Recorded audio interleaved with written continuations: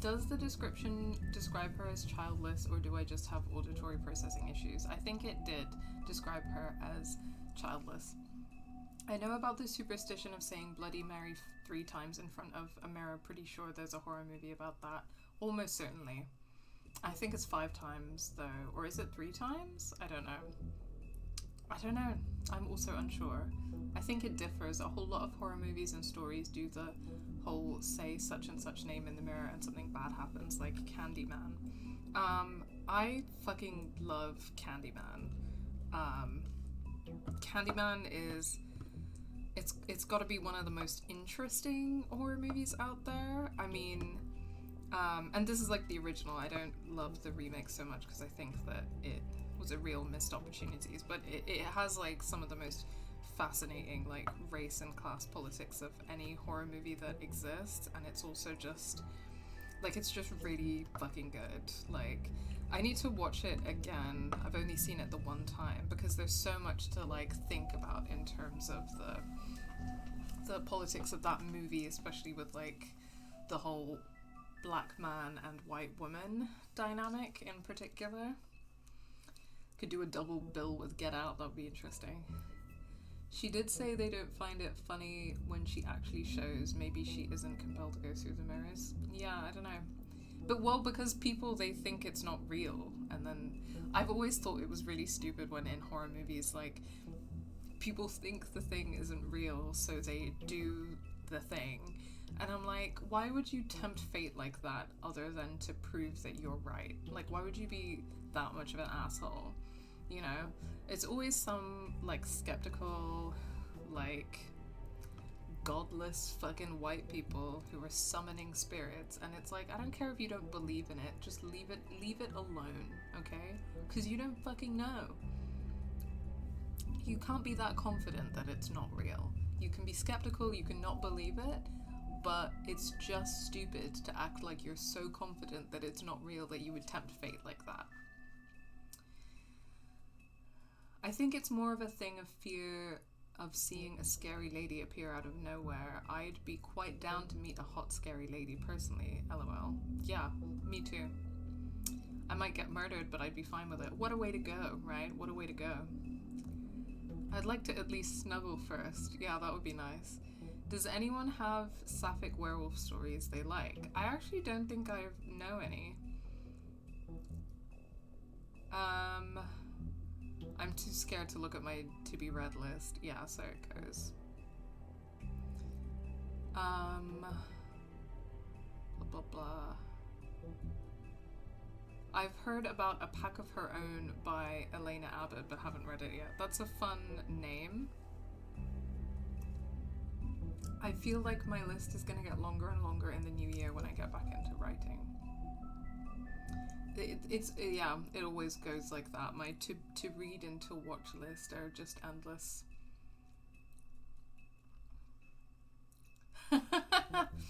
I love that for you, Baku Watch. I think that enjoying yourself writing trashy smut is the way to live life. I think you've hacked life. I think a lot of people don't experience joy in life and in the art that they create and write. But smut writers, you guys, you have it figured out, I think. Honestly.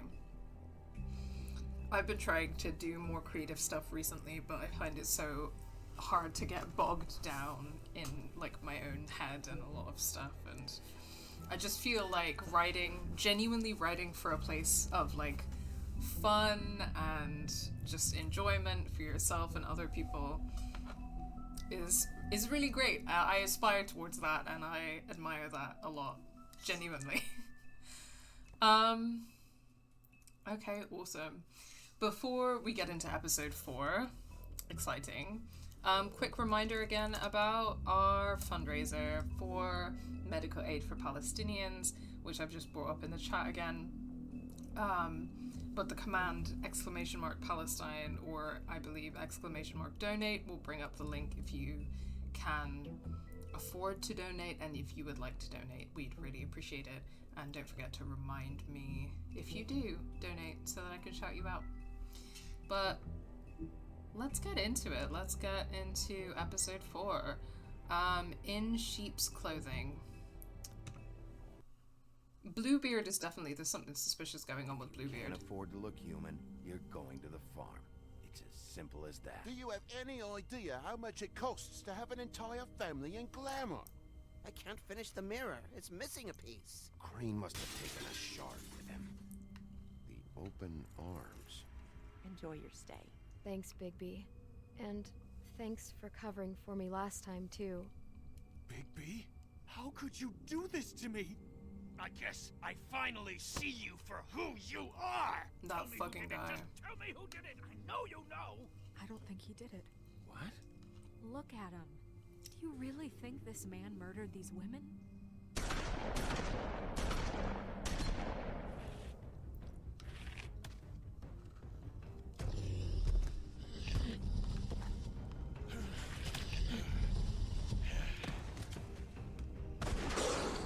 It was a good show, but, you know. Just take him, okay? Take Crane. Well, this is gonna be a beautiful relationship we have with you guys. Really, I mean it. Out with the old, in with the new. Long live the queen.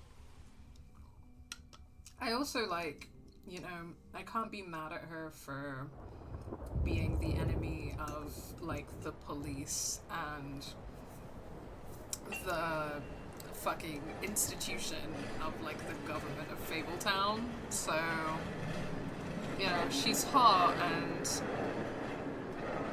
she also might not be totally wrong.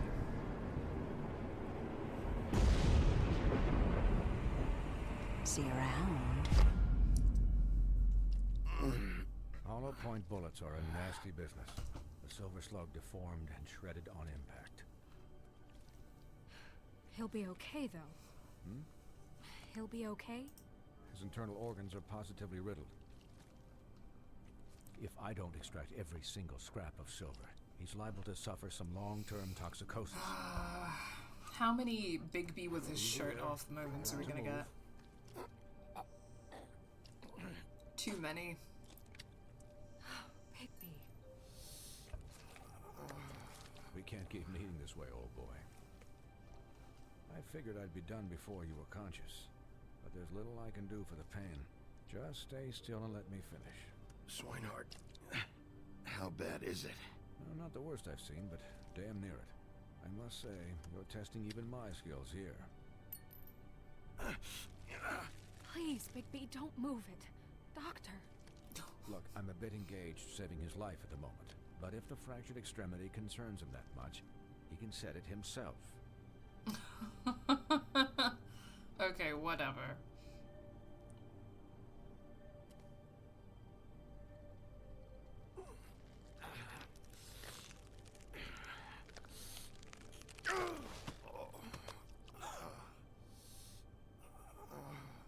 Yeah, I don't know if that's gonna help Bigby. I really think you should just wait for the doctor, but I guess you've got to be a man about it, so...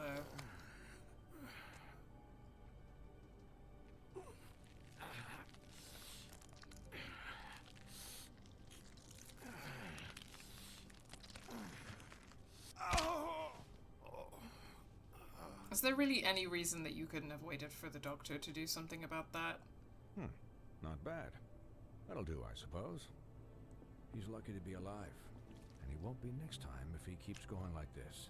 He didn't listen to me before. Maybe he'll listen to you. I don't know about that. Well, he should. There are limits to what even I can do. You know, I can't hear you. Quiet. Just relax.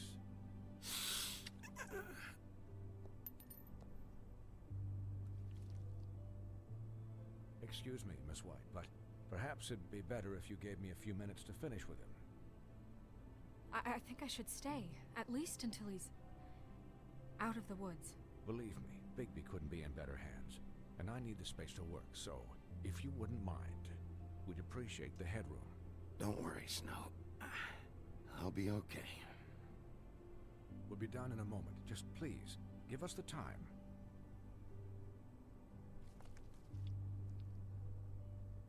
Hey, Doc, how much longer? Colin, leave him be. It's finished when it's finished. 'Cause I once watched a vet sew a turtle together in 10 minutes flat. Colin, you're not even supposed to I be love you, here Colin. right I now. missed you. Oh, really? Where am I supposed to be? I'm here to take care of my friend. With what? Your hooves? Hey, listen, Please, lady. keep it down back there. Thank you.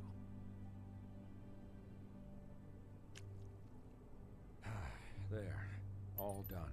Colin is a Great. king. Colin is the king. This isn't a habit you should keep to. Having visits with There's me. not a single other man Well, in this time- Fabletown that is worthy This of time that is no title. joke. Eat as many metal shellings as you see fit, but take just one more silver round near your heart, and the only place I'll be visiting you is the morgue.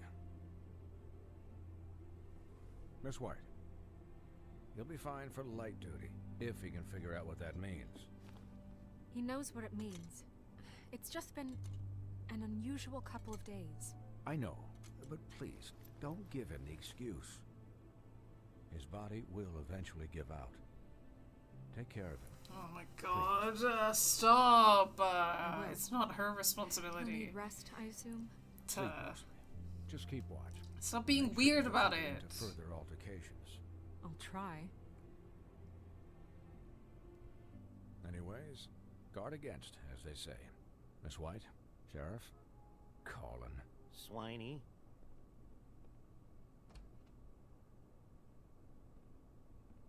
Sorry, this has just got to be one of my least favorite heterosexual tropes of all time. And we've got it twice. So, how do you, feel? It's Bigby, Snow. He'll be okay. Hell, I seen him take worse. Not much worse.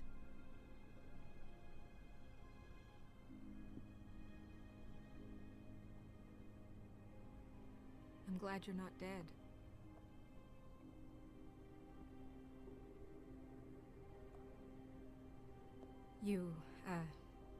You stopped breathing, you know, when you passed out or died, I guess. No, stop, stop, It stop! It kind of scared the hell out of me. Why is this Never seen happening? you like that. And when Swinehart arrived, you know him, he's never worried. And even he thought you were... I don't know. It was just awful.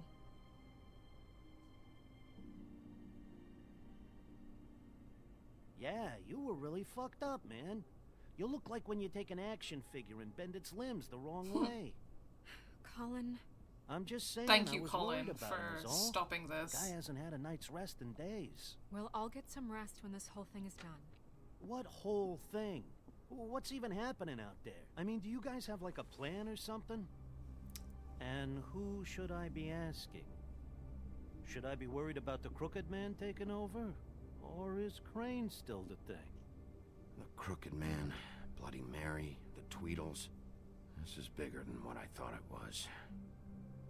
Yeah. The Crooked Man came out of the shadows for a reason. For him to attack us so blatantly like that. He either feels invincible or desperate. Well, if those are my two options, I don't think I'd pick desperate. What do you mean? Colin You deserves traded his Cro- own bed, one fit for the king. Absolutely right. You guys. Crane, to save Bigby. I'm just saying, that's not exactly something you do when you're playing with house money. So he called my bluff. It's not like I'm gonna let Bloody Mary just murder. It was a split-second decision, and I don't care how it looked. I'd make it again and twice on Sunday. All right, I'm not faulting you. What? I didn't say anything. Look, I don't care. It was the only option. All I care about right now is just what does the Crooked Man want out of this? I thought he was just a loan shark, but clearly he's operating in other circles. It can't just be about Crane, right? Getting him out of town? Is this all about the murders? Crane can't be useful to him anymore. So what could this have to do with Faith and Lily? This is about those girls, and it'll always be about those girls. Nothing will change that. We'll see. The Crooked Man declared war against us last night. At least that's what I thought when it happened. The Crooked Man is But quite a now I see funny this war name has been for like going some on big for villain. years. We just haven't noticed it because our way of doing things is broken. We need to do things the right way. I don't know if I trust What what, does that you mean, think the right the way right is, way? Snow. What do you think I mean? I don't know, but it suspiciously sounds like your way. Bigby's the one on the front lines. You can't give him a leash. He doesn't work that way. A little restraint and thought behind things will never hurt anyone, Colin. Yeah, wait, what do you mean? What is this right way? We haven't been doing a good job. You and I.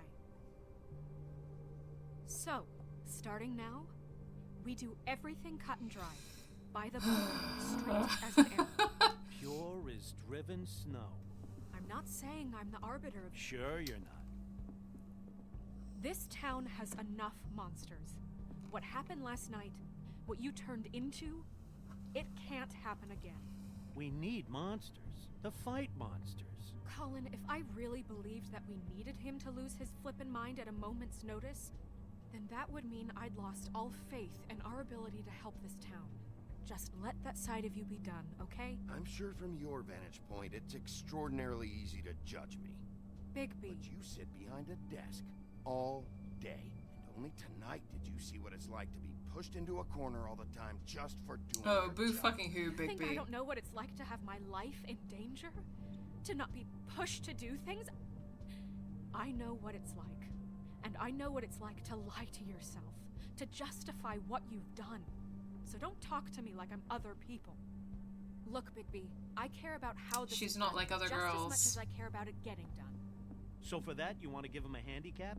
Like the bad guys will worry if shit gets sloppy. Okay, Colin. I don't know about Everybody that wants language. Bigby to smile and shave and take a shower now and then. Hell, I'm practically the president of the Bigby Don't Be Such a Dick Club. But this is the wrong fucking time to put shackles on him. Well, at least someone understands. Thanks, Colin. He'll get the job done. Just let him do it. I'm going to let you do it, okay? It's just that now that I'm deputy mayor, I need your respect. And this situation has to end. What situation?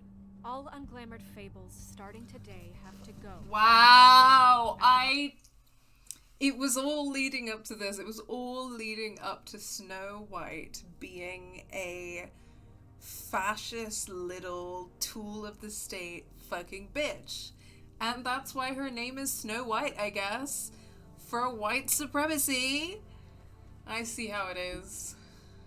Oh, give me a fucking break. Are you gonna let her talk to me like that? It's been the rule for a reason. Bitch fucking move, Snow. And Bigby Agreed. knows it's for the best of the town. That's not gonna happen. Yes, it will. It's an impossible rule to enforce, Snow. You really expect to round up every talking cat and raven in town? There's not that many stragglers left. Except the one or two you make excuses for. Not only is it like an impossible rule to enforce, but it... No, I wasn't done pausing. But it, like many laws in our real world, is designed to criminalize certain people for who they are. Like, it's designed to exploit the non-human fables for money, and if they don't pay up, then they get put in a fucking prison. The way that the law is designed to exploit and oppress non-human fables.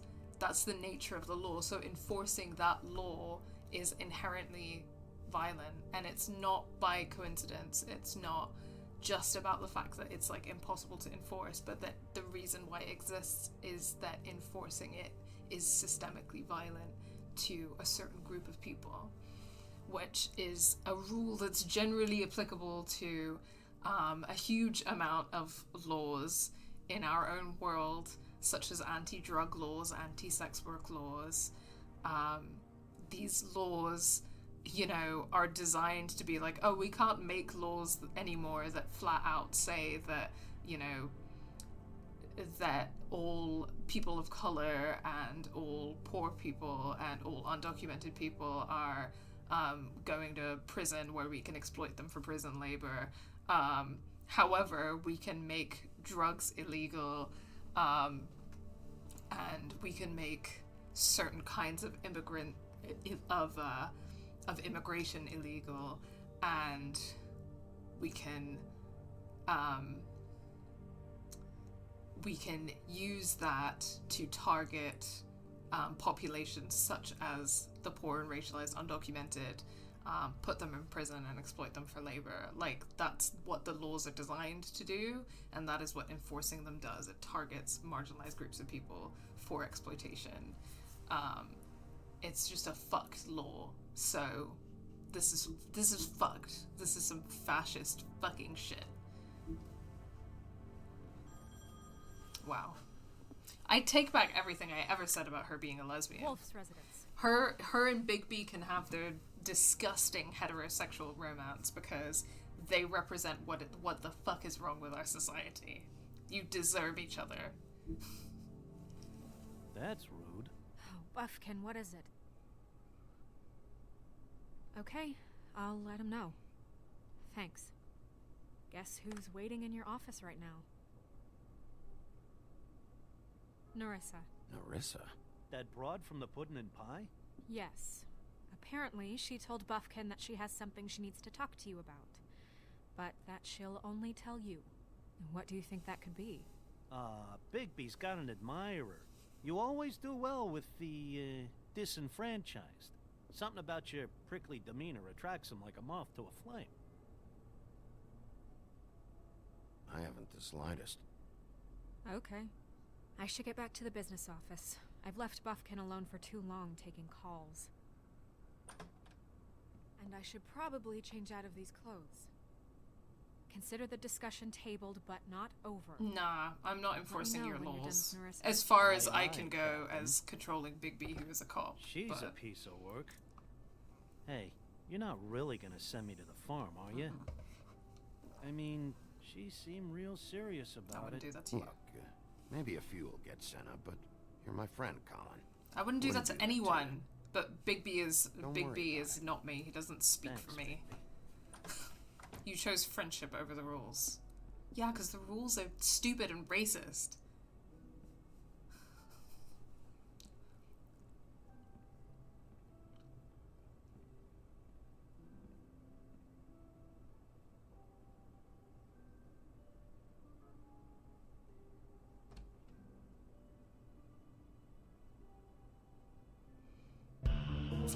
Okay, there we go. We've got the title screen.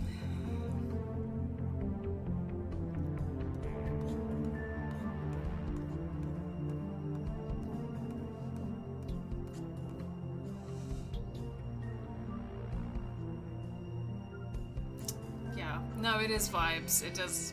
It is vibes.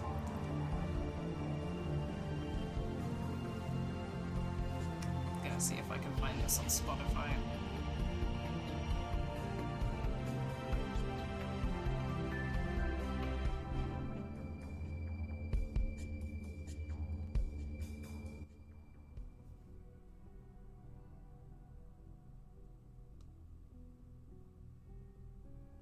Hi, Sheriff. Not sure I can find it. Hi, Anyway, Narissa. the colors on the intro are gorgeous. It's true. It's true. Have a seat. Far be it from me not to appreciate bisexual flag lighting.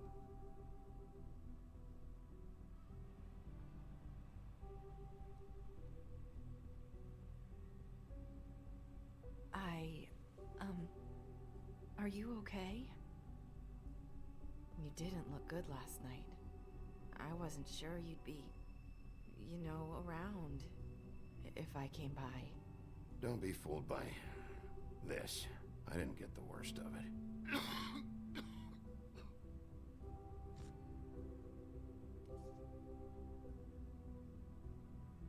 Huff and puffs. Not many people smoke those. Charette. Okay.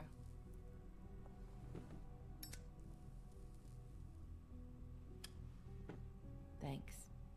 So what is it you wanted to talk to me about? I know what you did for me, sending me to the open arms.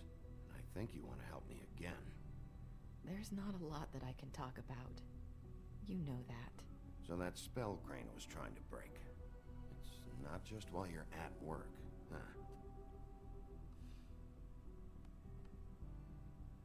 What I mean is, I don't want to waste your time, but I don't want you wasting your own time either.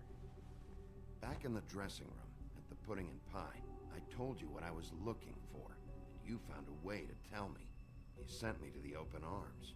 Maybe that'll work again? You can try. I just... Go ahead.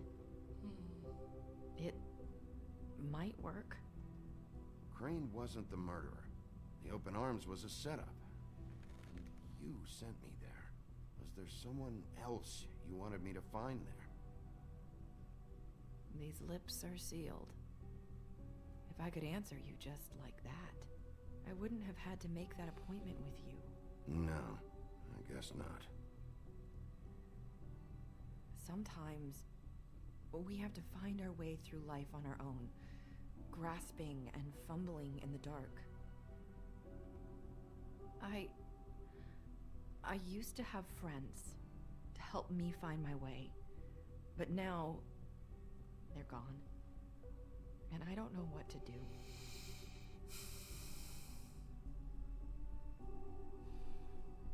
Is this making any sense? Are you trying to say something about Faith and Lily? What I'm saying is friends matter, and I don't have any left. So I hope you're looking after yours. Are you? Look around you. Who are you talking about? Are my friends in danger? I'm sorry. I thought I could do this. I need you to know I want to help, but... It's okay. Take your time.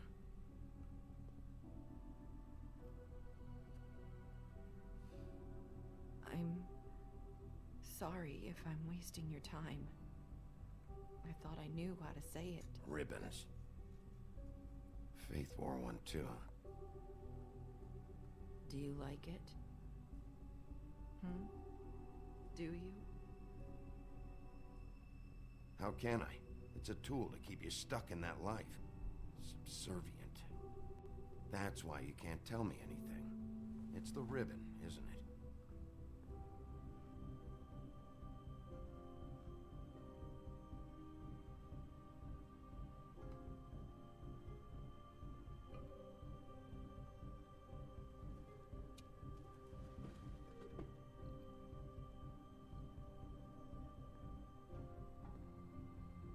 Can't we just take the ribbon off? No! These lips are sealed! What? You can't! Just stay back! You can't do that! Slow down. I It's didn't all right. want to like reach out to Gonna touch do her. anything. That's why I chose the ask option, not the Please, remove ribbon option. It's really insane that he would just Okay, do that. I get it. So the ribbons, if you take them off...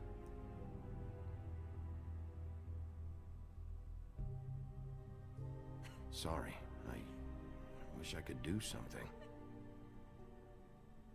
I was just afraid that comfort her would involve touching her, and once again, in these situations, it's got to be one of those tropes that again aggravates me the most in like heterosexual media that is written from a heterosexual male perspective, that in all of these like super highly inappropriate moments where women are extremely like vulnerable and being exploited and abused, that people think it's appropriate to like touch them or like make assumptions about their boundaries, or even in the worst manifestations, like actually try and make a move on them, or like kiss them or have sex with them in those situations.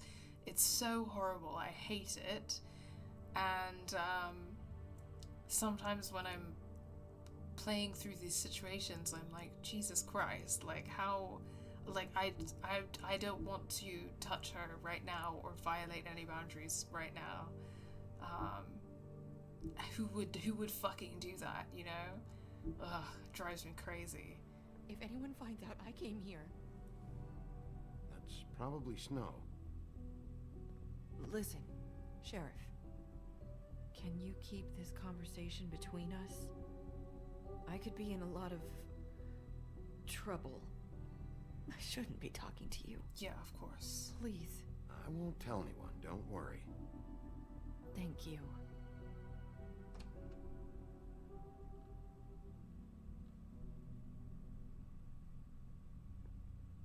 Sorry, I just need to talk to the sheriff for a moment. Please excuse us. 1 minute. Listen, I might have a new... friendship with horrible girl boss, fascist bitch Snow White is over. My new best friend is Nerissa. lead for you, but I don't know how solid it is. Obviously, I would Beauty and prioritize Beast her called needs the in this office situation. They said they wanted to talk to you about something. I wonder if they've heard about Crane. Thank you for listening, Sheriff. You should go on to your next business. I don't think you'll be wasting your time. Wait, you don't have to go.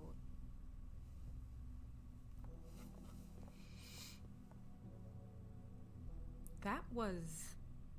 abrupt? It's one way to send a message. It's a massive ick for me when it comes to straight media. Yes, for sure. And it's so everywhere all the time. What did she tell you? I didn't mean to rush her out. Did you get anything from her? She told me enough. I think she told both of us with the way she just left. Okay then. Good work. So, about Beauty and Beast, do you think there's something to it? Is this the right place to look? What could they know about the Crooked Man? Or do you think they just heard about last night, and they're scared about what's been going on? Beauty told me she had to take out a loan from the Crooked Man. Seems like a pretty bad deal. Oh God, I'm worried about Beauty. I can only imagine what they're thinking now.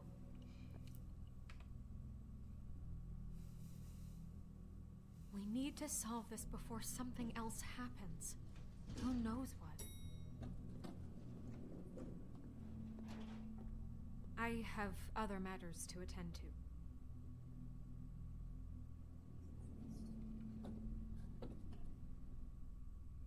Suspicious. Okay, here we go. Beauty and Beast's building. We're gonna get into more drama with Beauty and Beast, but let's check the Book of Fables and such first.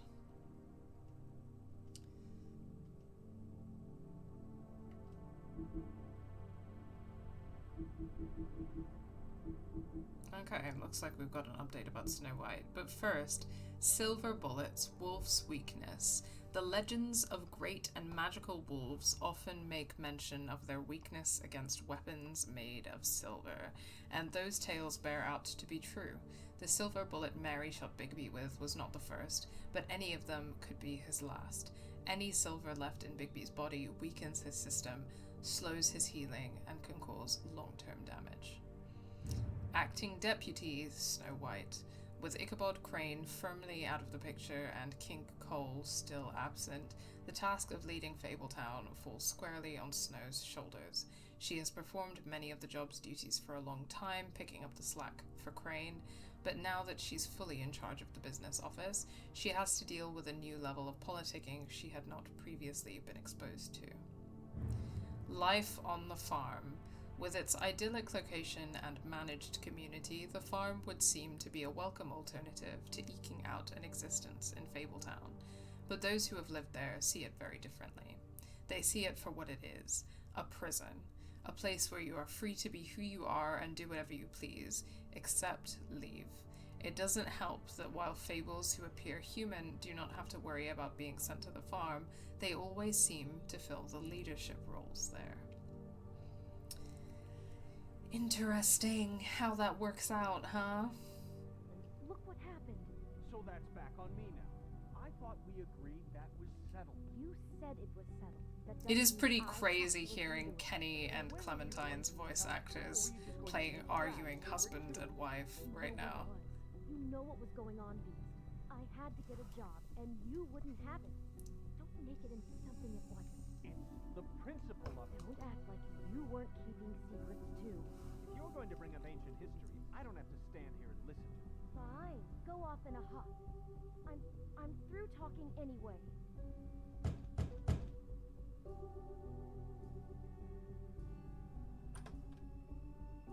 Oh. What do you want? Well, you're just going around knocking on doors? You called, right? Or, was it Beauty? Why would I call you?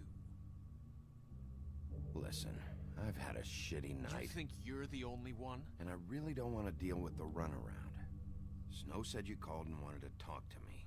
Well, I didn't call. Must have been Beauty. She's been surprising me a lot lately. Can I? So have you, Bigby. Yet, with all the sneaking around and secrets, somehow I'm still the bad guy in this. Okay, good to know that he's playing exactly the same character. I've had to hear about it all night long from her. Who is it? Who's there? Beast? Who's out the door? If you don't want to talk, can you just get Beauty for me? I don't know. Is it safe to turn my back? Oh my god, shut the fuck up. This prick. It's your pal, Bigby. Grow Hi, up. Bigby. Please excuse us for just a minute. Can I talk to you in private? Please dump Yes. him. Let's. Please dump him. I'm begging you. I guess I really do have the smallest apartment in the woodlands. Ah, the rose. Make a problem out of Of this. course. We don't need to bring him into this. Beast isn't screaming nearly as much as Kenny. Yeah, it's pretty impressive that Kenny somehow screams more than Beast. Well, I trust him. Of course you do. He was keeping secrets for you. It was one little thing. Talk about living in the past. Want to keep fighting about that, or do you want to try to sort this out? All I'm saying is we can handle this on our own. You didn't have to bring him here. We're out of money and answers. That's why I called. We'll finish this later, but we need to talk to Bigby. Fine. If you want to talk, we'll talk. I know what the electric bill is for that thing. It seems that this apartment is quite cushy. It's been a long night. Yeah, you know what they say. Centuries of marriage come with centuries of baggage. I gotta say, your place, it looks, Yeah. expensive. What do you mean by that? Beast! No, really, I want to know. What are you trying to say, huh? Did you come to give us decorating tips? Will you drop it? Is this something about that loan you took out? From the crooked man? I didn't know what else to do, so... We should deal with this on our own. Bigby's just going to complicate I things. called him here, and I want to see if he can help us out. Yeah, he's giving me a headache too, like this? I'm Bigby. just trying to do what's best for us. That's all I ever do. I'd like to help you, but I can't do anything if you don't tell me what's going on. I gotta know one thing first. What if we did have something to say about the Crooked Man? What if we talk and you don't get it? And all this comes back on us? We'd be risking a lot. We've seen what happens when you cross the Crooked Man. And I don't know if it's worth it. If you can't give us certain assurances. We're just looking for a little peace of mind in this. I can protect you, but only if you tell me what I need to know. And that means details. No more stonewalling. We aren't. And just tell me what's going on here. Look, we're used to a certain kind of lifestyle, okay? We couldn't just give that up. We never meant for it to get like this. It's just that we had nowhere else to turn. and we got in over our heads. There's not a lot of work out there. Who would we be if we just lived like... Hello? You want to finish that thought, you horrible wealthy man? Hi there, you've reached Beauty. And Beast. And we're out doing something fabulous. Let me just, A day at the beach? Skiing the slopes? And we can't come to the phone right now, so leave a message at the beep and we'll get back to you as soon as...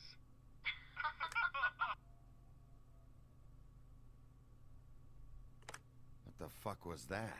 don't worry about it. Probably just a wrong number. Really, I think we're one digit off from some pizza place. Phone rings off the hook sometimes. Fine. I'm sure you can handle whatever this is on your own.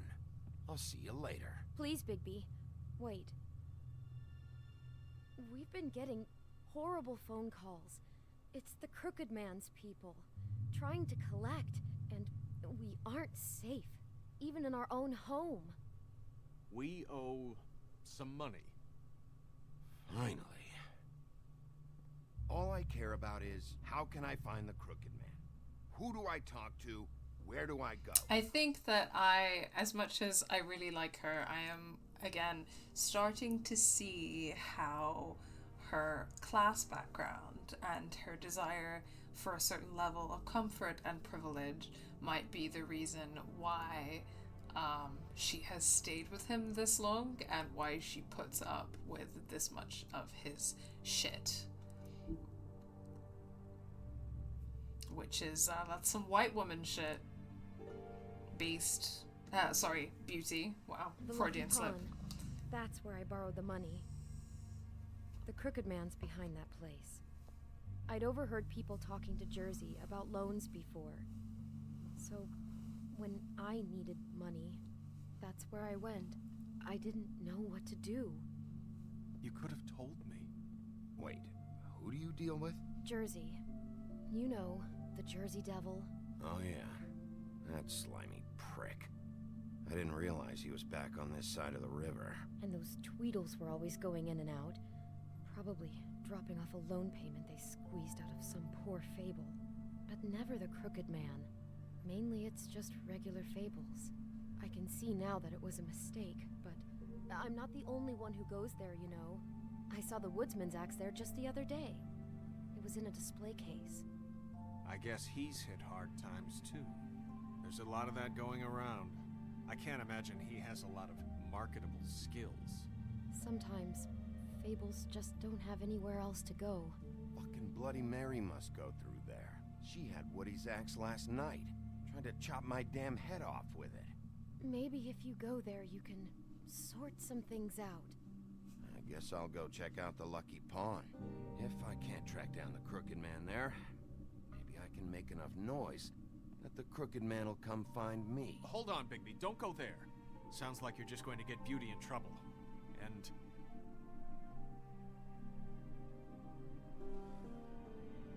you know that butcher shop, the cut above? It's the place on Tubman Street. Same block as the baker and the candlestick maker. Well, I've been delivering packages from there for a while. The thing is, it's for the Crooked Man.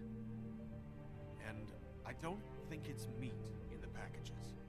You gotta understand, I needed work. You have to believe us. We didn't think it would get like this. We're decent people, Bigby. Well, what are you delivering?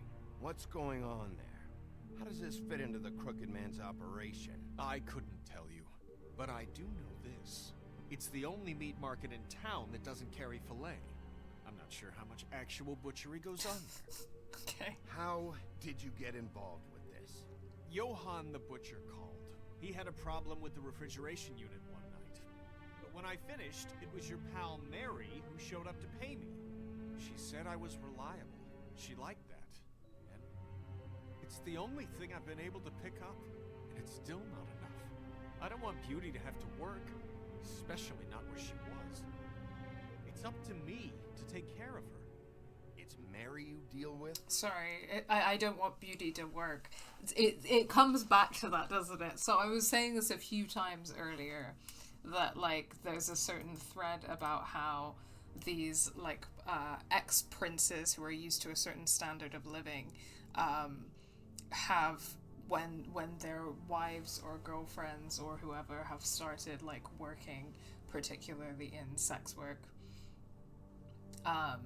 their egos have been kind of damaged by that. And that was my read on Beast, and I would say that that has just been confirmed, because it's not good for him as a man for his wife to be working, let alone in being a receptionist for sex workers. Bloody Mary is there? No, Johann is the one who hands over the packages, you know, day to day. But I've seen her around there. She gets under my skin, you know. I try to avoid her. But I don't need to tell you what she's You're like. damn right you don't. I don't need a rundown on her reputation. If Mary works out of there, I need to look into it. I just wanted to provide for Beauty. Give her the kind of life she deserves. We shouldn't have to live like this, scraping to get by. None of us should. We were royalty once. We were accustomed to a certain lifestyle.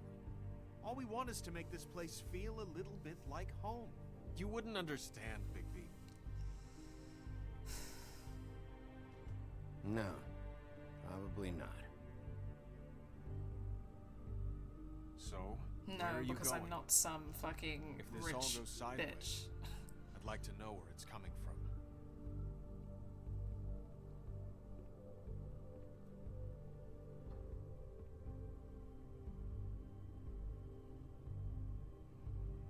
Okay, Lucky Pawn or Butcher Shop? The Lucky Pawn. That's where I borrowed the money. The Crooked Man's behind that place. You know that butcher shop, the cut above? The thing is, I don't think it's meat in the packages. You know that butcher shop, the cut above? The thing is, I don't think it's meat in the... The Lucky Pawn. That's where I borrowed the money. The Crooked Man's behind that place. Okay, so if I have to choose between going to the butcher shop because Beast has been involved in delivering packages for the Crooked Man, or I choose the Lucky Pawn, which is where Beauty borrowed the money from the Crooked Man is behind that place. So if I have to choose between the two of them, then the packages seem like a bit more of a lead, and also if somebody gets in trouble, it's Beast, which I would prefer to Beauty getting in trouble. So I think I'm gonna go with the butcher shop. I don't know when you stepped away, Faye, but that's the TLDR, is that we just talked to Beauty and Beast, and Beast told us that he's been a courier for the Crooked Man. He's been delivering packages. He doesn't know what's in the packages exactly. And now I either go to the Lucky Pawn, which is where Beauty was borrowing money from, which is run by the Crooked Man, or the butcher shop where Beast picks up the packages, and I think that's where I'm gonna go. Pawn. That's where I want to know what the Crooked Man is hiding at that butcher shop. You know, Bigby, once you show up there, word is gonna spread. There may be nothing left for you to see if you go to the Lucky Pawn after. Well, I guess I'll find out. Wait, I don't know what you're planning to do when you find the Crooked Man, but is there any way you could help us out? What do you mean? Well, maybe you can make this all just go away. We would really appreciate it. What do you say? Can you help us out? I'll handle it. I'm not gonna let that crooked bastard ruin any more lives. Oh, thank you, Bigby. I'm sure you'll do the right thing. I don't really know what they mean, but sure. Yes, also, as Jay Themborn says, Beauty and Beast were basically like We don't want to live like poor people. We're accustomed to a certain standard of living.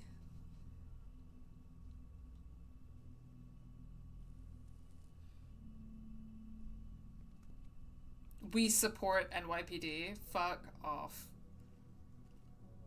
I am not we. That is not me. That is not game assist community. We do not support NYPD here.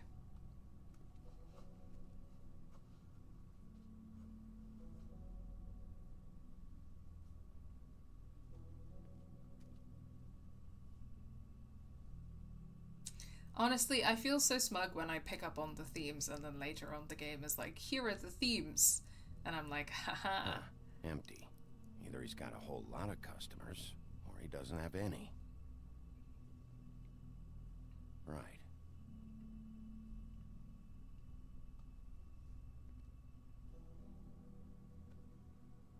Not very appetizing. Frozen solid. Who'd want to eat this? How is that a freezer? How are they keeping it frozen?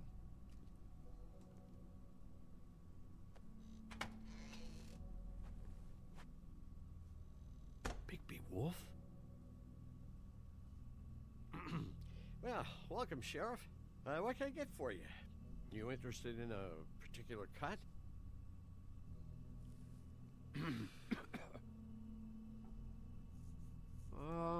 Let's see. What do we have in stock? Let's see what we got here. Flank steak on special. New York strip. Oh, I can have some wild boar in tomorrow if you like. Sirloin, ribs, roast, tongue. Got some tongue here. I know Bloody Mary hangs around here. I want to talk to her. I don't know what you mean. What you see is what you get. Just meat. You don't find anything else. We just, we do more wholesale and meat packing than walk-up service. I'd like to help you. Really, I would. But the butcher is voiced by Larry from The Walking Dead. I'm trying to remember who Larry was. Who was Larry? Who was Larry? Who was Larry? The voice sounds familiar. I'm just trying to remember who that character was. Hold on, let me Google it. Larry, The Walking Dead.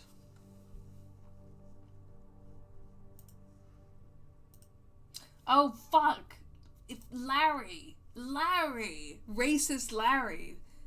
Military guy, racist Larry. Fuck, how can I forget that that was who Larry was? Damn.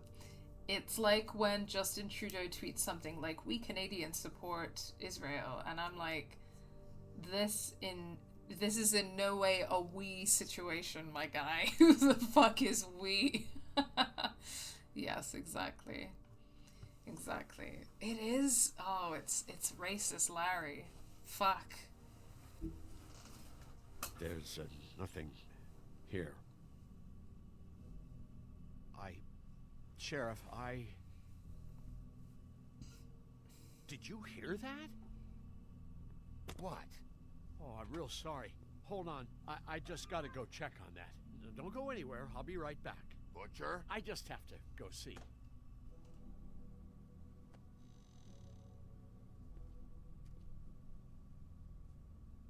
Shit.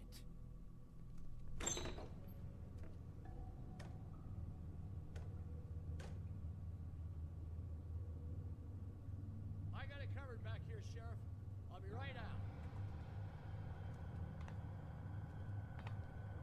I love a creepy meat locker scene.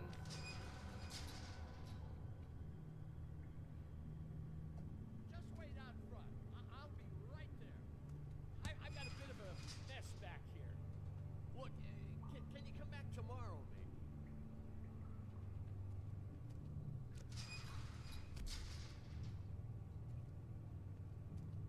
I'm sorry, Sheriff, but you're not supposed to be back here for safety purposes. It is pretty unhygienic that he's handling all of that meat like that.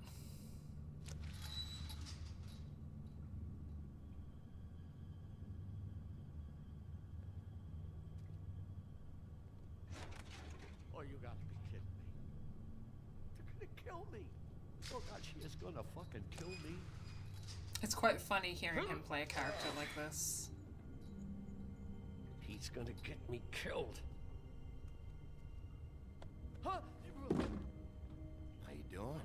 Please, please, Bigby. Please don't. Bigby? What happened to Sheriff? Please don't kill me, Sheriff. I don't want to die. Please, please don't kill me. Please don't kill me. Listen, just calm the fuck down, okay? I just want some answers. Okay.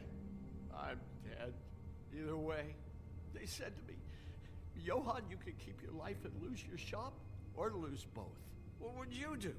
It was a simple choice to make in the moment. Easy, even when they got you on a hook in the deep freeze. But it's a hard one to live with. They? Do you mean Mary? Bloody Mary? This isn't my shop anymore. That crew took it from me a long time ago. Crew? Fuck. The Crooked Man's people. Jersey Devil, D and Dumb, and that mental case, Bloody Mary. You want to talk about the real butcher? It's her, not me. This is her place. I'm telling you, they muscled in on me, took over my storage and delivery a long time ago.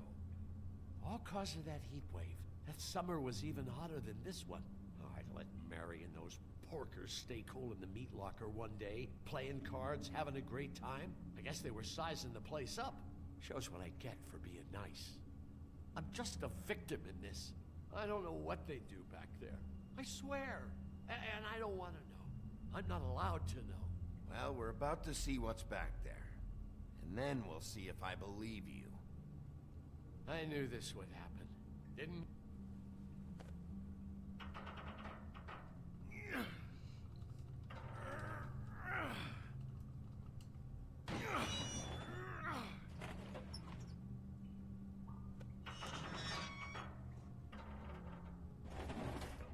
Okay.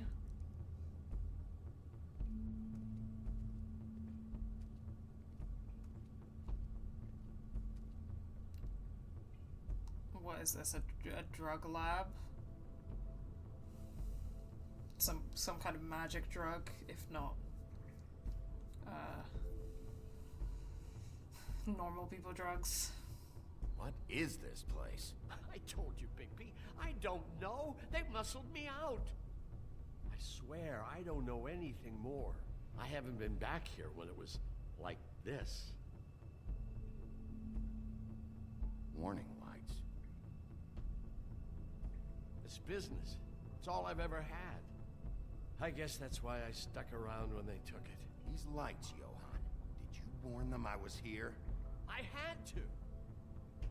You come in here making trouble for me, but you only give a shit now because the Crooked Man stepped on your toes or something.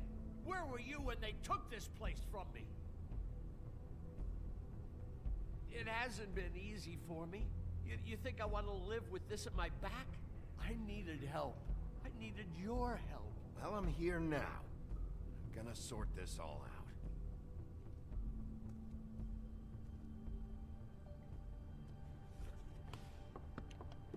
Okay, Glamour tubes. So this is what Beast was delivering. Glamours, other kinds of magic. Could be dangerous stuff. Okay, so smuggling glamours. Chains. Who's getting chained up here? You can't think I'm the only one the Crooked Man has under his yoke.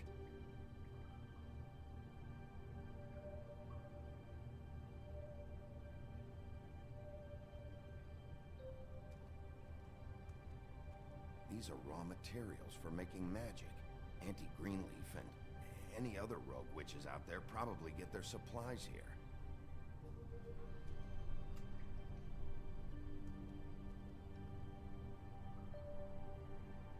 Huh. Looks like math or something. Math or something. I mean, same, bro. That symbol. It's on all the packages. What is it? That's the Crooked Man's, brand. It's on everything that goes in and out of here. So you do know something, huh? Is that a wheel or what? I guess they never used that thing on wolves, huh? What's that supposed to mean? It's from back in the homelands. A torture device. It came over here with the rest of our stories. Not that Mundies need any help coming up with that kind of thing. It makes people crooked. By breaking their bones and... Do I really need to explain this?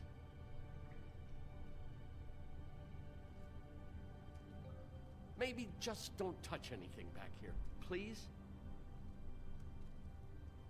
Sure, touches this. Shit. Is everybody on here? You know anything about this? I don't know. A lot of fables out there need a lot of things. Don't you see what's going on here? All these fables, getting magic from him. Business is booming. He's got all he needs. The raw materials, and the slave labor to process them. How All is this he getting gear, looks slave like they could make labor just about any exactly? kind of magic. A lot of it. It's pretty clear why. Oh yeah? Why? Doing it like this. It's bound to be cheaper than the 13th floor.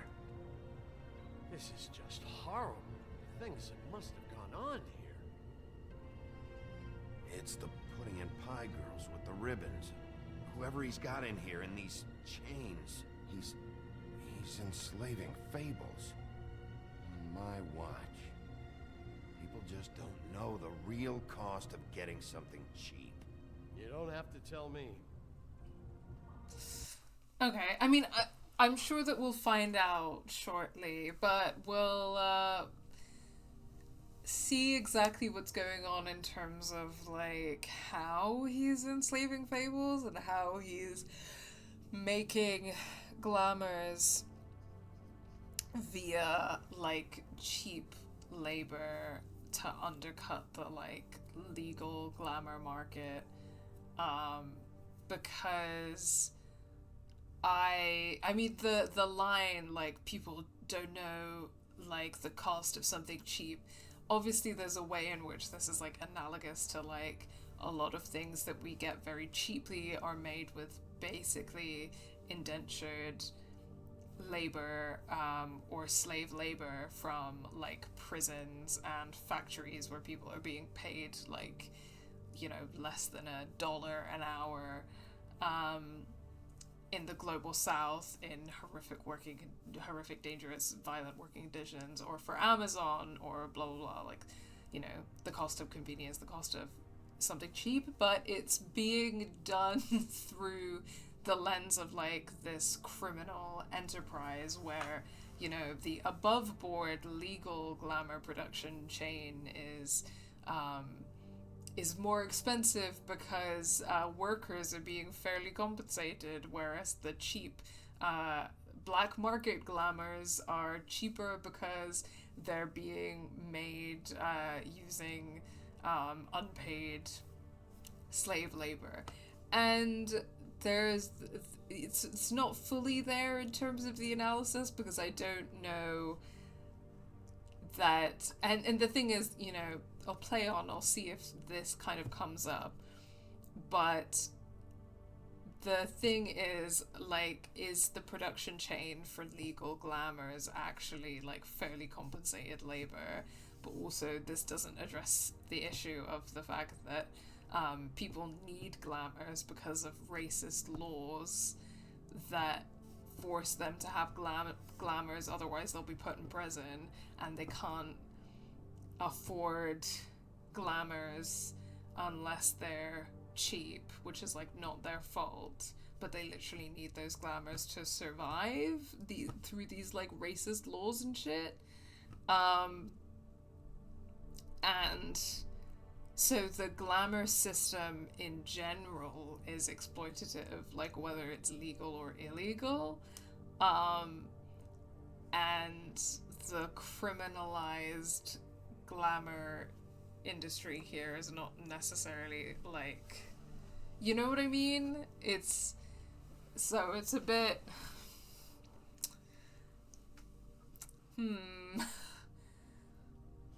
We'll see where it goes, though. That fucker Crane knew all about it. Yeah, what about Crane? Like, at the level of Fabletown government, abolish the police, obviously. Fuck the police, abolish the police, ACAB. But also, get rid of racist laws that force non-human fables to use glamours or criminalize them. You know what I'm saying? So a big part of the onus of this, which is being like misdirected, is like the onus is with like Crane and Snow and the institution of like the government of Fabletown, where they make policy and the police enforce policy. And the policy is racist and then it's enforced by racist police. So it's literally like at the level of you need policy change, and the policy change needs to be stop the criminalization of non-human fables, and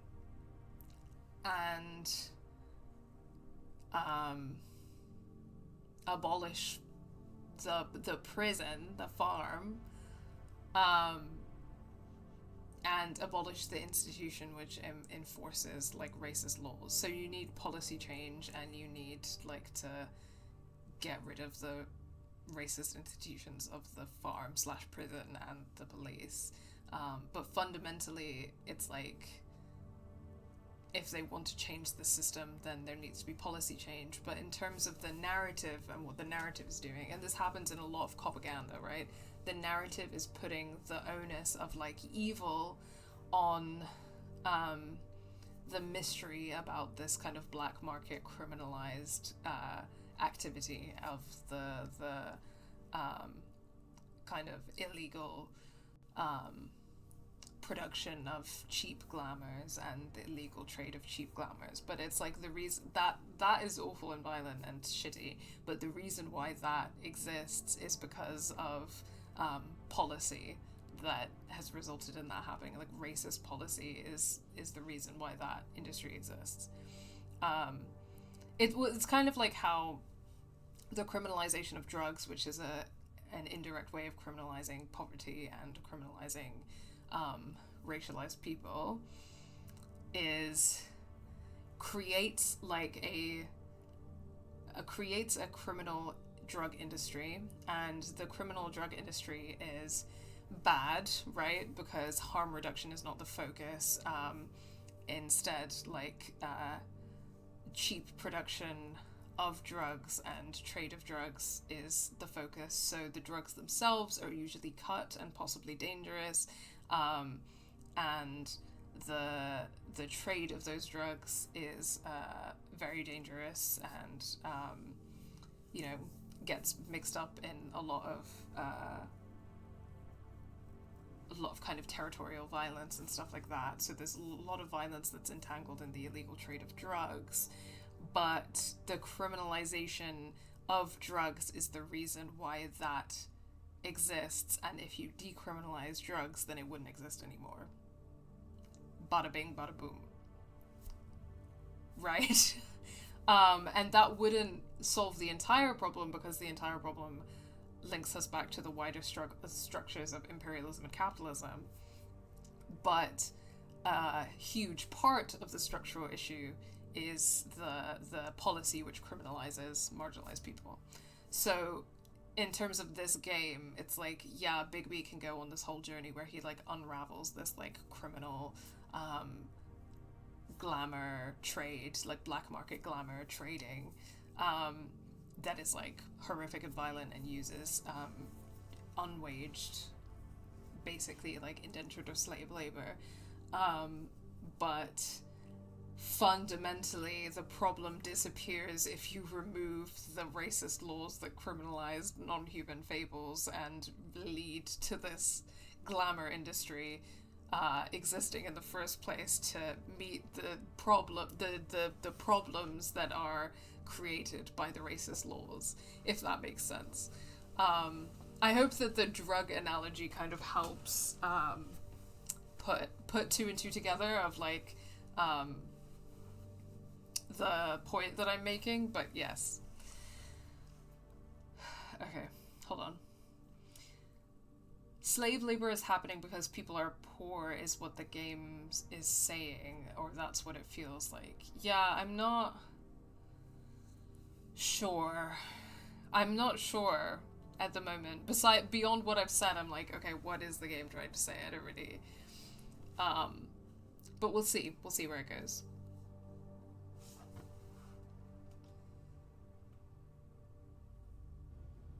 If this all...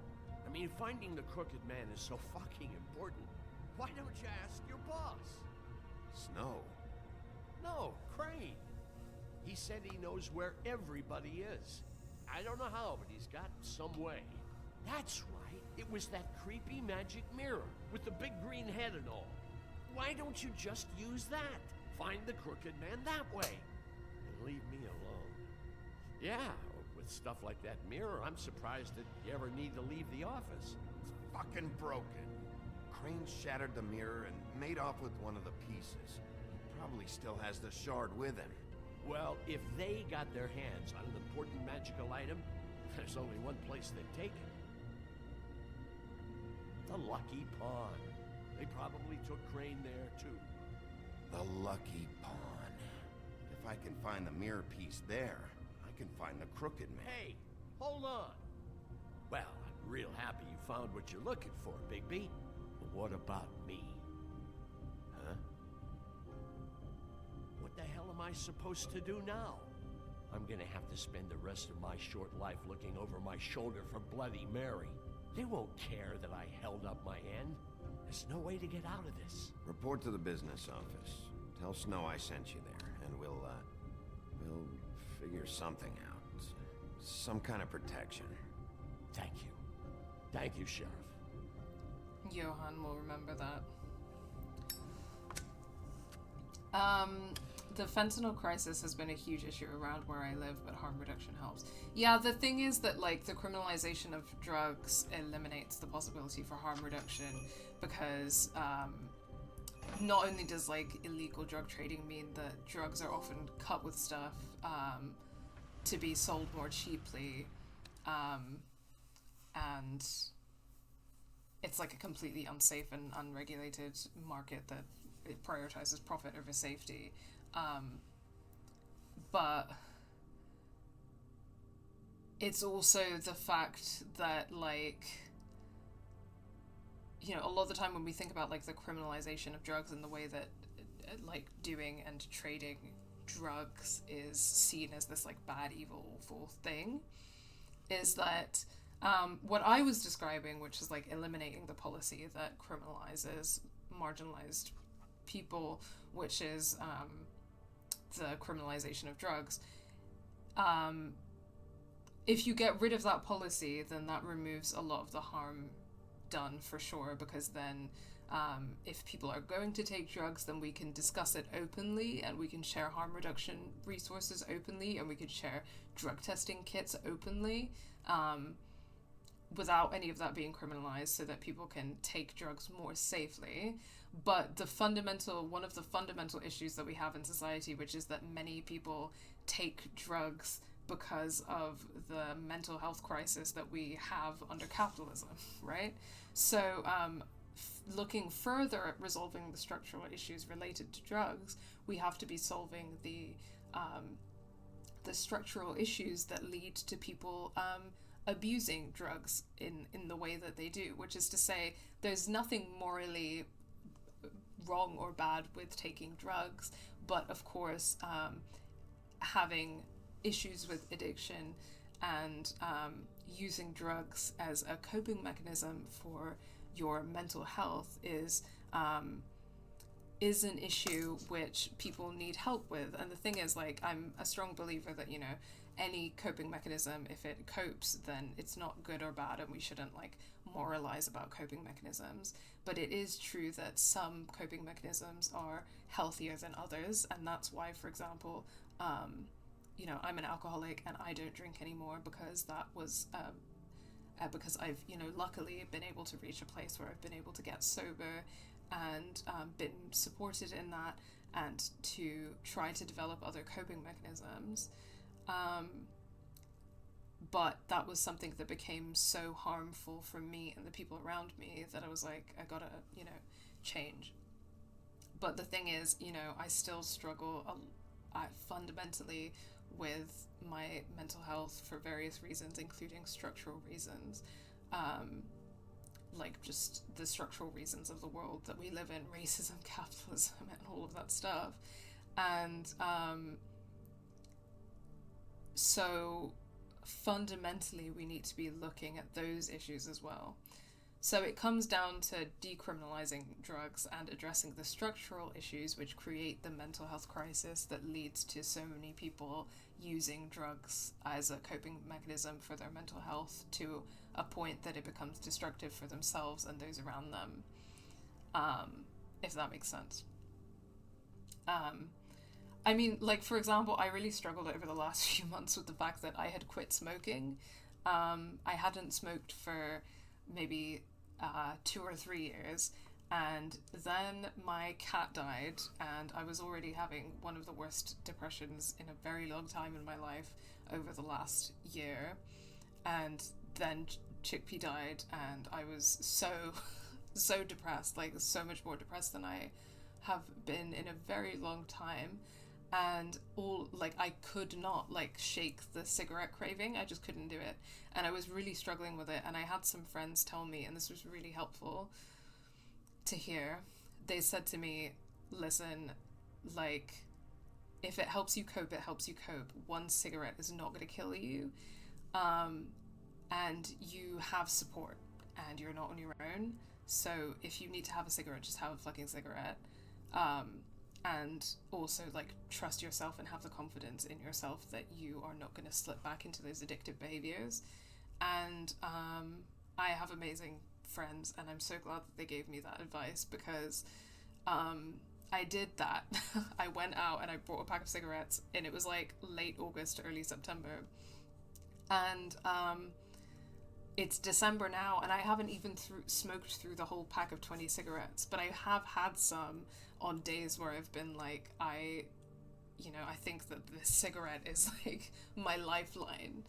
And honestly, the way that just doing it actually made the craving easier to handle, but I haven't gone back into the addictive behavior or had the intense cravings that I used to have, is something that also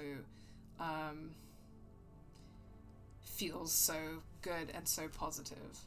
So instead of making myself feel bad that I started smoking again, and I'm such a terrible person, I started smoking again, this is so bad for me, I was I feel a bit guilty about it sometimes and a bit bad about it sometimes, but I'm I just gotta do what I gotta do to survive, and that is what it is. You know? It is what it is. Anyway, sorry, I don't know why I ended up talking about all of that, but that's kind of the analysis, I guess, in relation to drugs and what the problems actually are and how we actually solve the problems in a policy level and a structural level, which is sort of semi-related, semi-analogous, I think, to the Glamour issue. Okay. This is one of the things that makes me so curious about how The Wolf Among Us 2 is going to be written. Will they have this awareness we're talking about, or is the tone going to be the same? Yeah, it's a good question, Jay Thunborn, because there's an extent to which, is it possible for them to have this level of awareness when fundamentally the narrative is about police officer, and you play as the police officer, and the police officer is framed as being sympathetic, even if he's rough around the edges. In other words, because it's propaganda, it can only go so far in terms of what it says or explores politically with its narratives. Baku Watch says, not sure if we're even gonna get The Wolf Among Us 2 because it's been in development hell. Yeah, that sounds about right. Don't know what's going on with Telltale, the new version of Telltale at the moment, but yeah. Jersey, don't give me that shit. What the fuck is the point of having a system if you're just gonna... my fucking Jack, what the fuck is going on? But you're I'm the guy who just makes gonna. sure- I'm the guy that keeps shit in order, you know. and that's it, Woody. If you love your ex so fucking much, why'd you pawn it in the first fucking place, huh? I didn't pawn it, asshole. It was stolen from my apartment. You don't. So get the fuck out of my sight. Hit the bricks. See you later.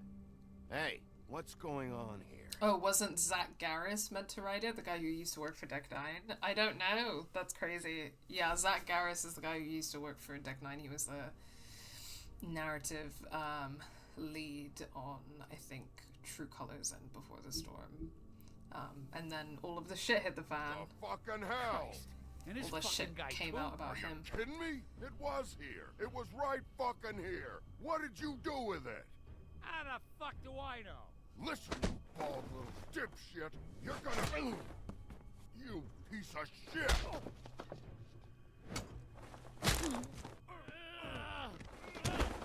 Back it up, Jersey. You're dealing with me now. You got here fast. Still looking for whoever killed them hookers? Or are you done chasing your tail? Where's my axe? Who'd you give it to? You follow me here all the way from Battery fucking Park? Trust me, you do not want to go there. And what if I do? Back off, dog. I just want what's mine. My axe. You talk big, but I don't think you got the stones to back it up. Still a little sore, are we? Why should Mary get all the fun? You ain't so tough. Okay, I'll fight back if I gotta. You know what? You fucking... Oh, motherfucker! What the hell are you doing? This is my fucking fight. Not now. Dog, you got a lot of nerve. The amount of men punching each other in this game, I swear. Truly. Whoa, we're dead.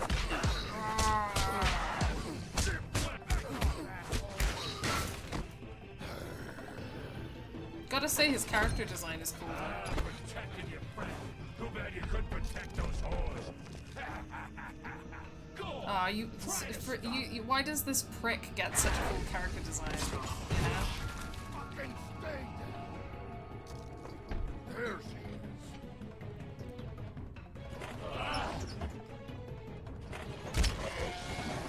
is. Needles in the face, yeah, that was pretty gnarly.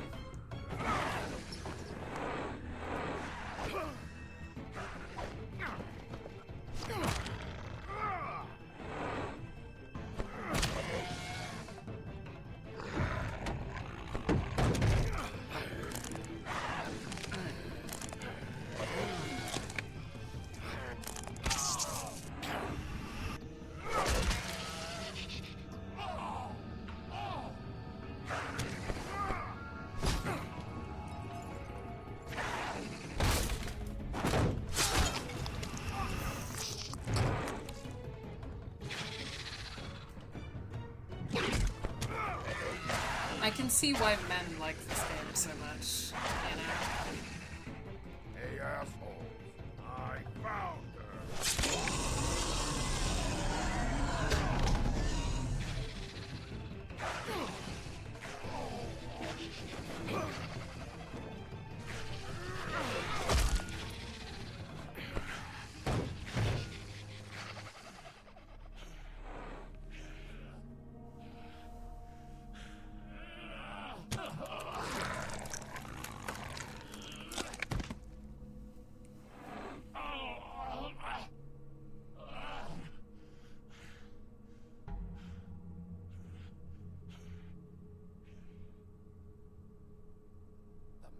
Mirror's missing shard. Where is it? Okay, before we get the answer to that question, let's check out the Book of Fables in just a second.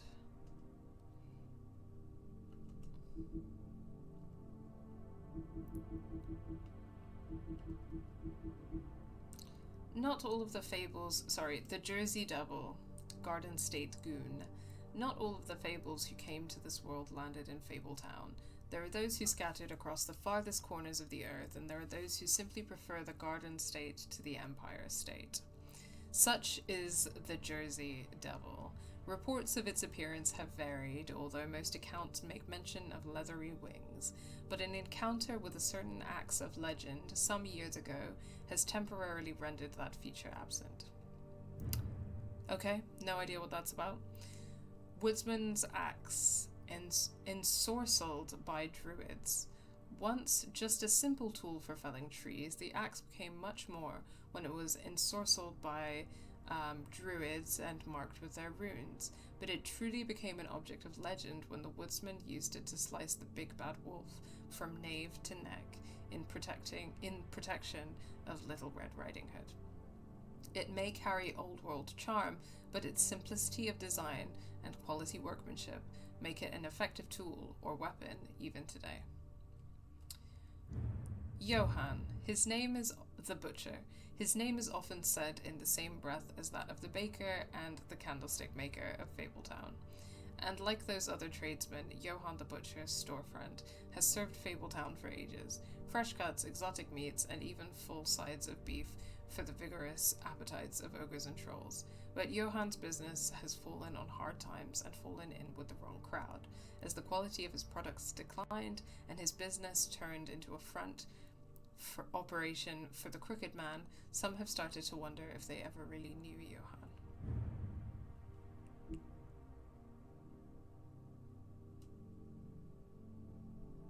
Bloody Mary brought it here, didn't she?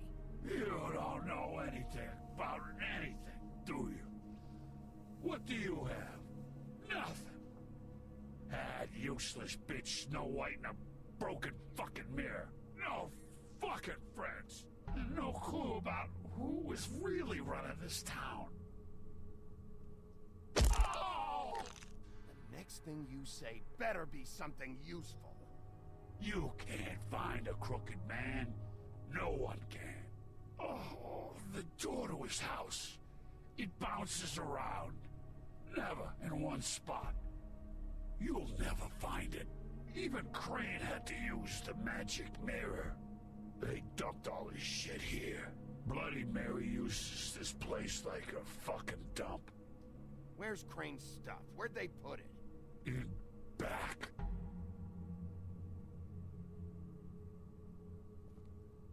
Just go on. Get Crane's shit and go. Not that it's gonna do you any good. See anything? Crane's coat.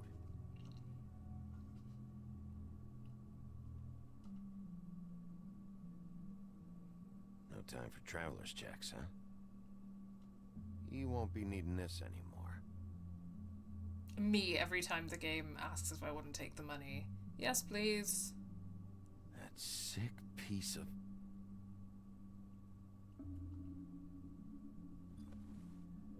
The shard.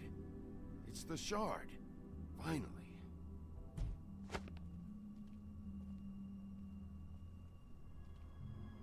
Hey, Sheriff. Those girls are still dead. Oh, and there's nothing you can do to bring them back. And I don't know what they did, but I do know this.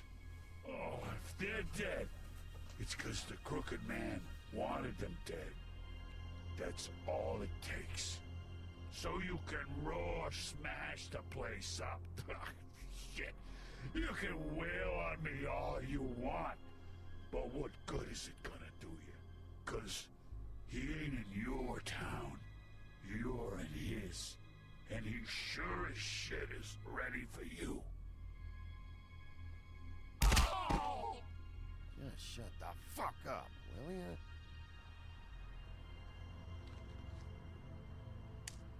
Out of smoke.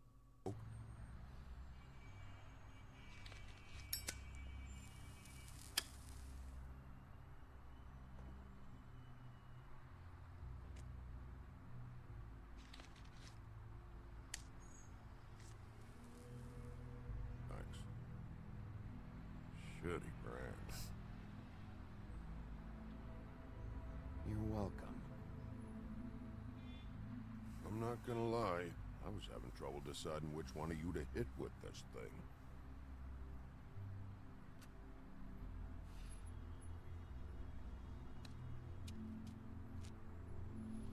Jersey was wrong, you know.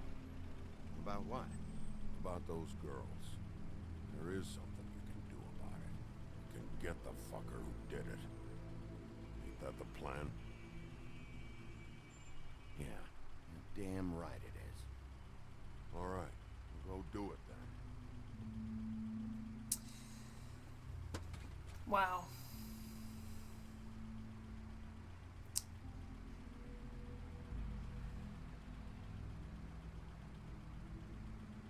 Hey, Woody. Yeah? You gonna be all right? You know me.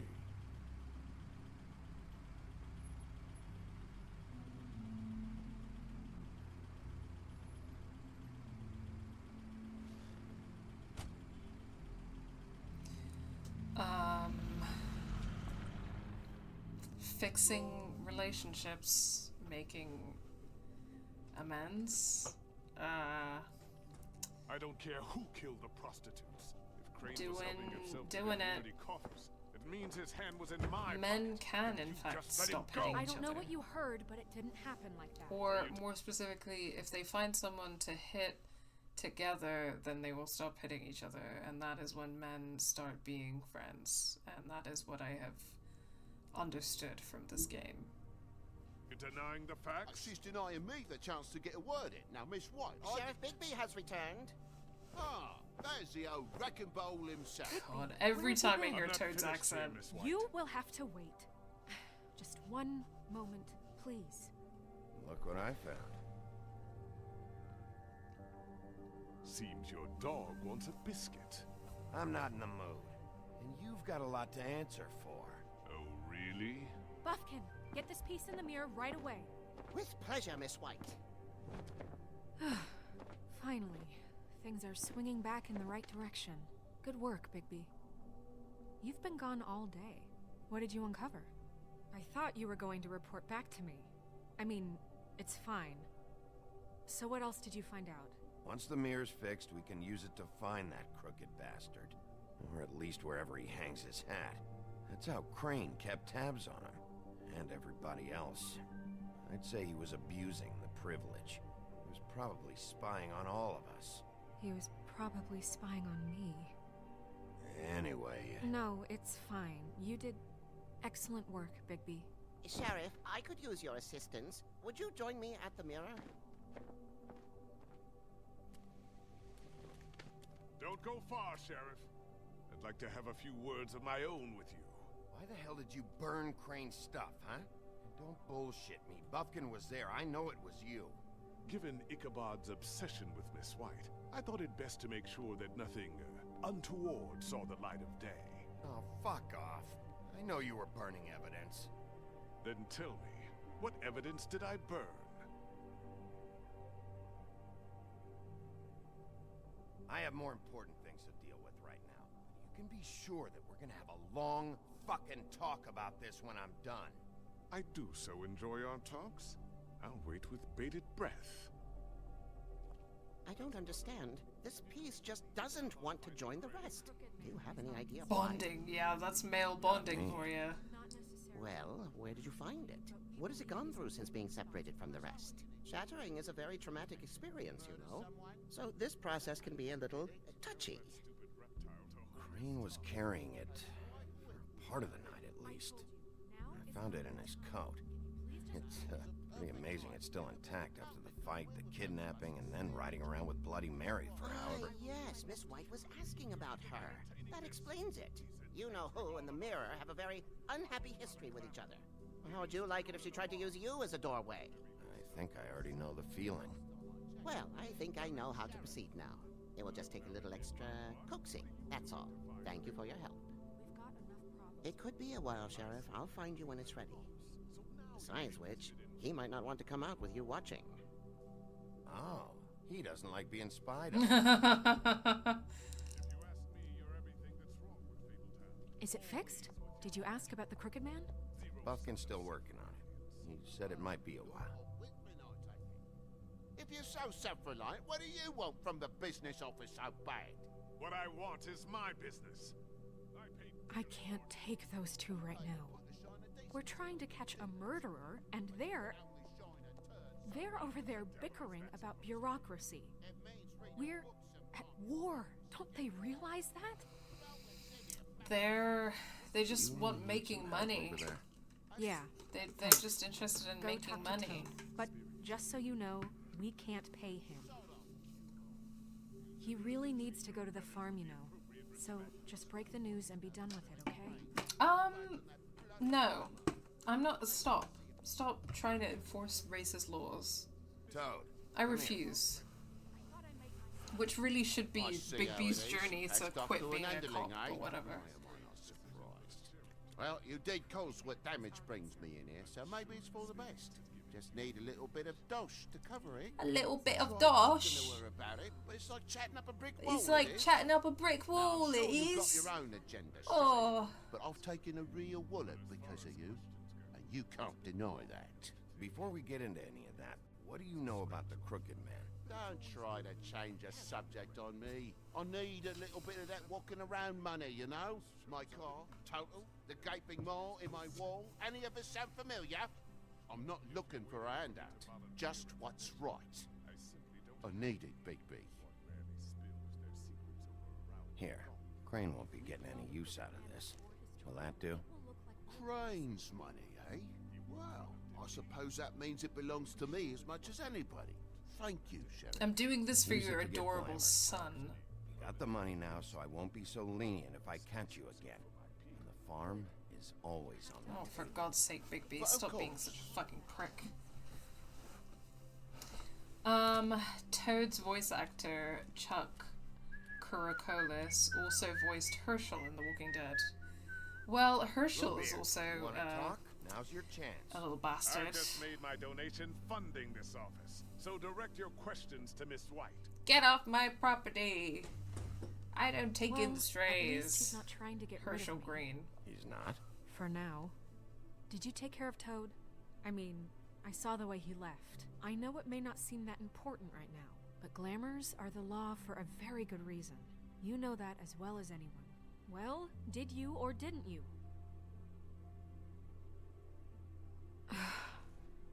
Fine, we'll deal with it later. I know I should be asking how it got like this, but I just keep wondering why it happened. To Faith and Lily. You've seen his world. Do you have any idea why he'd want them dead? I don't know if the Crooked Man killed them with his own hand or if it was one of his goons, but someone did. What would make a person do that? What could those girls have done? If there's one thing I figured out, it's that the Crooked Man is all about control. It's what he does with the loans at the pawn shop, the magic he peddles, chains, ribbons. Maybe Faith and Lily weren't doing what they were told. Or maybe they just tried to leave. Sheriff, Miss White! I believe the mirror is repaired. I have to say I have been better, but thanks for putting me back together. I'm sorry, I have to know. Mirror, mirror, we're glad you weren't slain. Now please show us that sick creep Crane.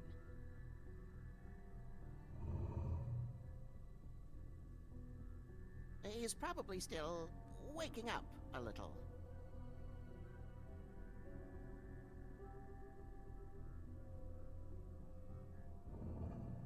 You will get on that plane to Paris, and you will wait for the day the Crooked Man needs you. Until then, not a peep. Otherwise, I get to deal with you my way. Oh, good riddance. So please, please disobey. Wait a minute. Someone's watching.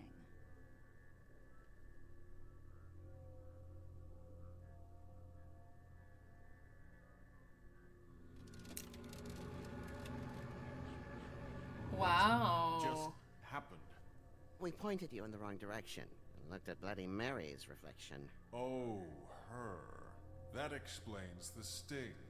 I'd rather not have to feel the pain she brings. She's so hot. So, oh my god. let's not do that again. Not enough Bloody Mary content. we'll have to Sad track him down times, later. for real. We need to focus on the immediate threat. and that's the Crooked Man. Bigby, we don't have a lot of time. Mirror, mirror, no time to pout. So, where does Crooked Man hang out? I don't recognize the door, but that's the Crooked Man symbol on it. Hold on.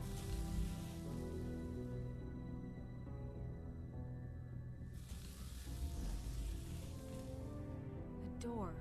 It moves. Yeah, Jersey mentioned that. Wait a minute. I know that door. That's Central Park.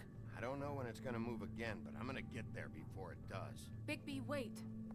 When you get the Crooked Man, make sure you bring him back alive. He has to stand trial. We can't just dispense street justice. Okay, I know that so emotions whatever. can run high, and you have your reasons to handle this a certain way. But we have to make a commitment to working within the law. I can't make that promise. This could turn sour, just depending on how the wind blows. I have to be able to handle it how I see fit. If people are going to have faith in the Fabletown government again, we need to be fair. Show them that we're doing things the right way.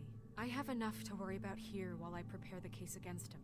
So I'm going to trust you to Little handle Miss this Law and properly. Order. That is, if you think you're Ugh. ready. Of course I'm ready. I got no other choice. Horrible. I've been rewatching The Good Place, and I've been thinking a lot. I still really love that show, but I've been thinking a lot about how some of its limitations in terms of its like ideas about like morality. And one of them is that I think it equates criminality with evil, and lawfulness with good a little too much.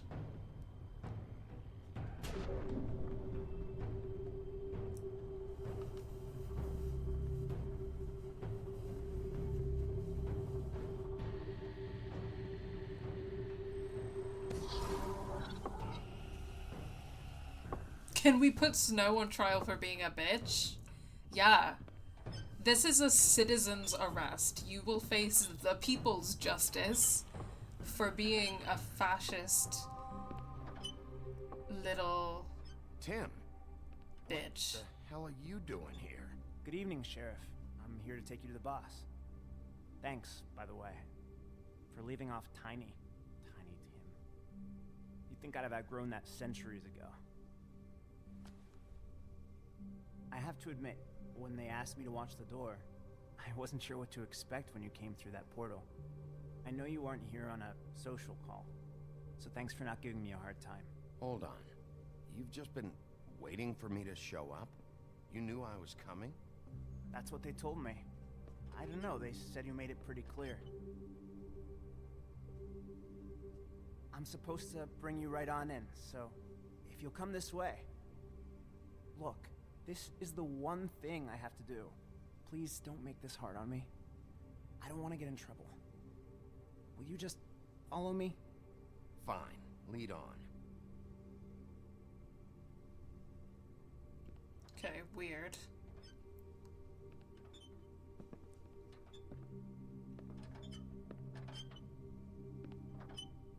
Thanks for understanding. This is all I'm here to do, and I don't want to mess it up. I know I'm probably the last person you'd expect to be a guard, or an escort for that matter. I was a little surprised myself when they asked me to do it. I thought it was a joke, actually. I'm an easy target. But he takes me seriously. He doesn't treat me like some broken little kid. I think he gets what it's like. He gave me a job, and I'm lucky to have it. This is the only option I've got. Just keep that in mind, maybe? Because if you and the boss go up against each other, the rest of Fabletown is gonna get caught in the middle. And if you're here, it can't be good. So I hope you two can come to an understanding. A lot of us depend on him. Some of us never get to the front of the line at the business office. But he's there. We need you, but we need him too. What we don't need is a war. Hey, Sheriff, hold up. I gotta go in with you. Can't you just wait up, Sheriff? Hold on. Thanks.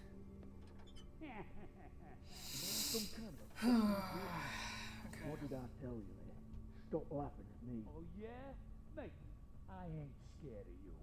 It's Go the ahead. wolf I You got a got job to problem. do. You need... Sheriff Wolf, sir.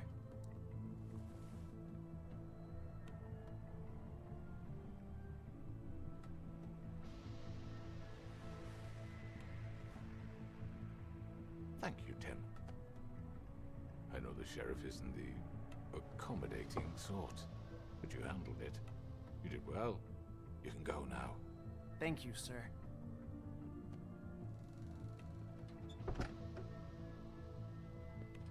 You see, everyone in Fabletown has a role to fill. You just have to pay attention to what they need to help them find it. Interesting. Book of Fables update. Let's go. Got a few. Bluebeard's money. One might think that Bluebeard donates funds to the Fabletown government for nefarious purposes, seeking special favors, or to have a louder voice in government proceedings. But what he really wants is stability and strength, because as far as Bluebeard is concerned, Fabletown exists to insulate him from the Mundy world. As much as his money can be a sword, it also serves as a shield. Okay, whatever. Sounds like excuses to me, but whatever. The Crooked Lair headquarters. Occupying a desanctified church, this is just one of many locations the Crooked Man's operation uses to run the Fabletown underworld. Its lounge atmosphere makes for a comfortable meeting place unless you are an unwelcome guest. It is completely boarded up to the outside world, and the only way in is through one of the many portals marked by a door with the Crooked Man's Catherine Wheel icon scattered throughout the city and elsewhere. Catherine Wheel. That's interesting. I wonder if that's a real thing. The Crooked Man, crime lord. The Crooked Man has slowly built himself into one of the most powerful figures in Fabletown. His operation started with a crooked sixpence and a crooked house, two things he cared about more than his wife or children, whom he killed rather than let them stand in his way. In his rise, the Crooked Man has ensnared many fables in his criminal web, providing them with what they need, but always at a high cost. He is cunning, persuasive, and ruthless. Tiny Tim, Sentry. While most fables theorize that their longevity and overall well-being is improved by the Mundy world's knowledge of them, for a select few that does not seem to apply. When a malady or injury is an integral part of a fable story, that notoriety can make recovery nearly impossible. Huh. Okay. That's what Tiny Tim thinks, at least. And no medical care or magic, rather none that he can afford, can heal his leg. There's some disability politics happening here. There's definitely some disability politics happening here. I've missed quite a few entry in the Book of Fables, it seems.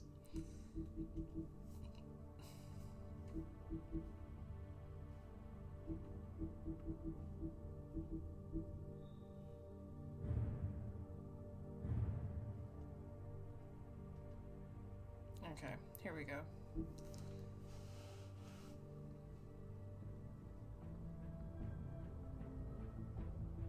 Why don't you have a seat, Sheriff? We have a great deal to discuss.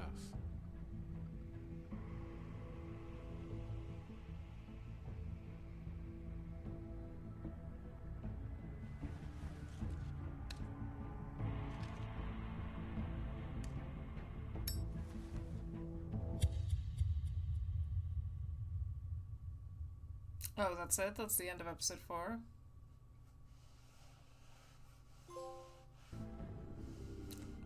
Okay. I've heard stories about you. In the old days, how you picked off those men one by one. Oh, how they screamed. The wolf is coming. And they would wait, hiding anywhere they could squeeze their pathetic, shivering corpses. Some would just drop to their knees where they stood, close their eyes, wait for death. And you'd give it to them. I wish I could have seen it. Oh well.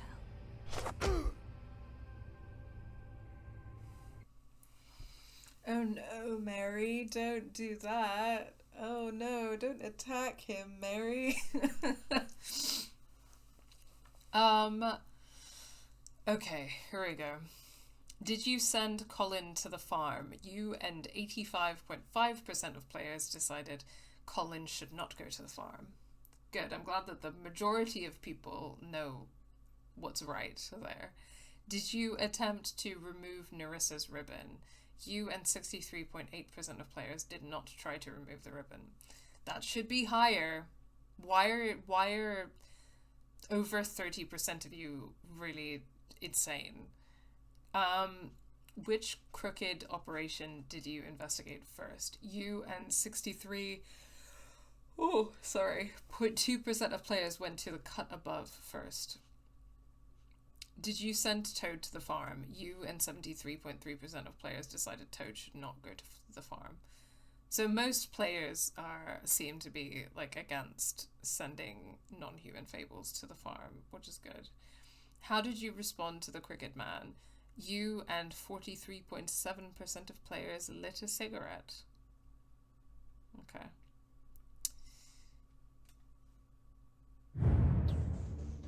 Well, there we go, guys. That is episode 4 of The Wolf Among Us, which means we've got one episode left. That's exciting. Yes, it's been an interesting game. It's been a very interesting game to play and to talk about for sure. It's hard for me to tell you how much I like it. I don't know.